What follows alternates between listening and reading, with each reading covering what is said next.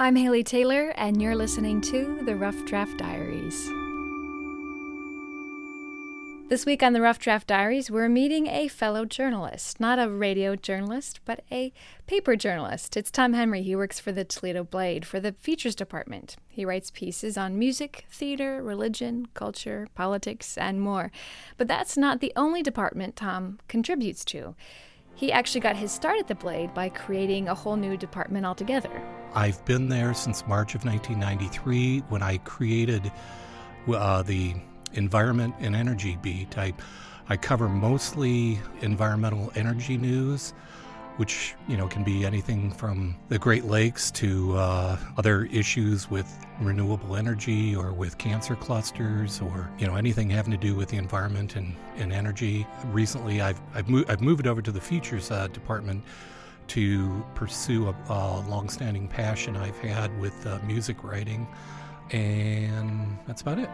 Now, if we had a time machine and we went back in time to tell young Tom Henry that he grew up to become a writer, he probably would be quite pleased. But if we told that same young Tom Henry that he became a writer for a newspaper, well, he might be a little confused. From a very early age, going back to elementary school, I just really loved to write, and it came easy for me.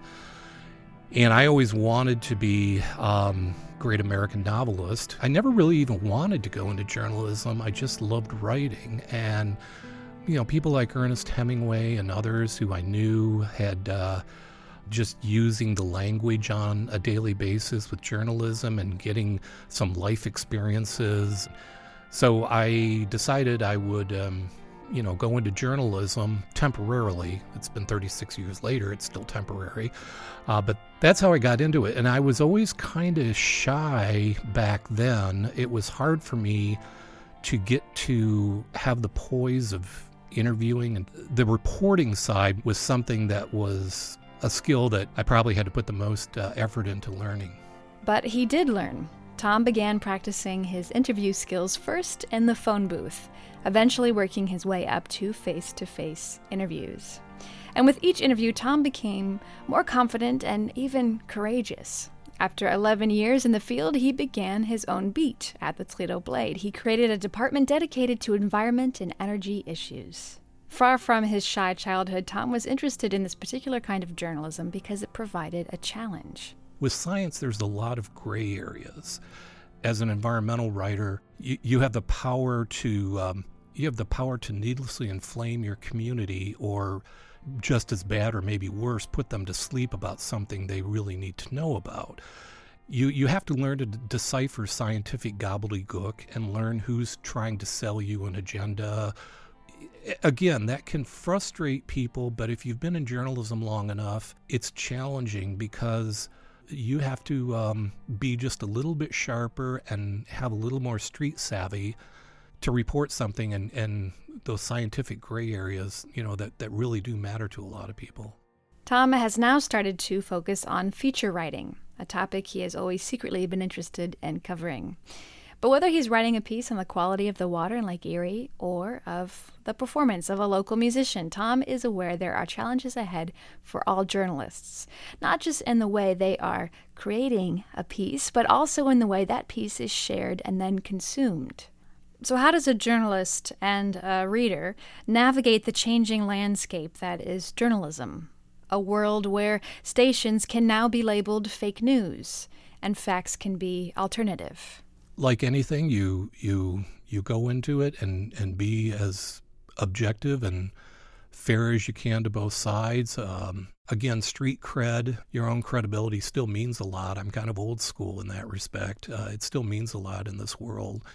Journalism's going to survive. It's going to thrive. It's just going to take on, probably a different form. And we all have to be aware of where the news and entertainment lines are blurred. We've become such a gratification society, especially, with social media now. It's almost like we've trained ourselves not to digest something unless we're entertained. And to some degree, the electorate has to stop being as lazy as it is, too. So no matter where journalism goes or what form it takes, Tom says he'll stick with it. And it's not so much because he chooses to, but it's really because journalism chose him. Recently, I interviewed Jason Marsalis of the Marsalis family, and we were talking about the changes in the music industry, and I said, Jason, don't you get a little frustrated sometimes that you're successful, but you could be making a lot more money? And he just said, Tom, I'm a musician. That's in my DNA. That's what I'm hardwired to do. I can't help it. He goes, whether I'm making a lot of money or not, I'm gonna keep doing it. And that's kind of the way a lot of people who are true pure writers feel. Of course we want to get paid, but we're gonna write whether we're rich or not. For now, I'm Haley Taylor, and thanks for listening to this episode of the Rough Draft Diaries. Tom's choices for the next episode of the Rough Draft Diaries include...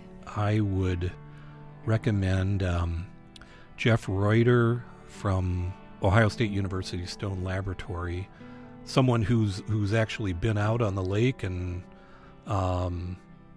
used it quite a bit. You could try Captain Paul Pacholski. A couple of musicians in recent years I've talked to. Johnny O'Neill and another pianist, Guy Mintis, were great interviews. There's also a local woman who's involved with a environmental group called Clean Your Streams. Her name's Chris Patterson. I think that's about it. All right, perfect. Thank you. Yeah.